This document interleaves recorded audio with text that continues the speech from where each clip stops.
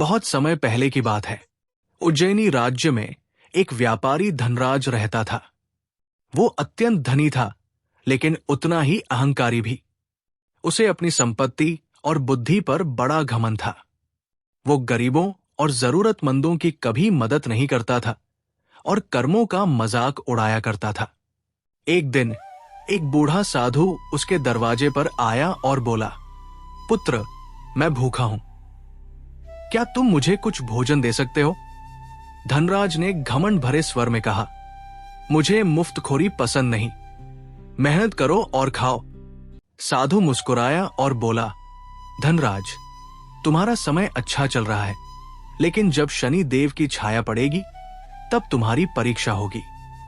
धनराज हंसा और उसे भगा दिया। कुछ दिनों बाद अचानक धनराज के व्यापार में भारी नुकसान होने लगा। जहाज डूब गए, व्यापारियों ने धोखा दिया और नौकरों ने साथ छोड़ दिया। वो कर्ज में डूब गया। लोगों ने उसकी सहायता करने से इनकार कर दिया। हताश होकर वो जंगल में चला गया। वहां एक झोपड़ी में उसने एक वृद्ध ब्राह्मण को देखा। वो भूख से तड़प रहा था। इस बार धनराज का हृदय द्रवित हुआ। उसने अपने पास बचा हुआ आखिरी रोटी का टुकड़ा ब्राह्मण को दे दिया।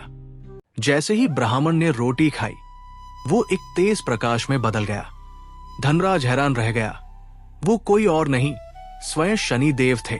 शनि देव बोले, धनराज, तुम्हारे घमंड ने तुम्हें अधर्म के रास्ते पर धकेल दिया था, इसलिए मैंने तुम्हारी परीक्षा ली।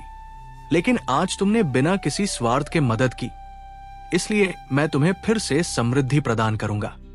कुछ ही दिनों में धनराज को पुराने मित्रों और व्यापारियों से सहायता मिलने लगी। वो फिर से समृद्ध हो गया, लेकिन अब उसमें अहंकार नहीं था। उसने गरीबों की मदद करनी शुरू कर दी और सच्चे धर्म को अपनाया। शनि देव हमें यही सिखाते हैं कि कर्म का फल अवश्य मिलता है।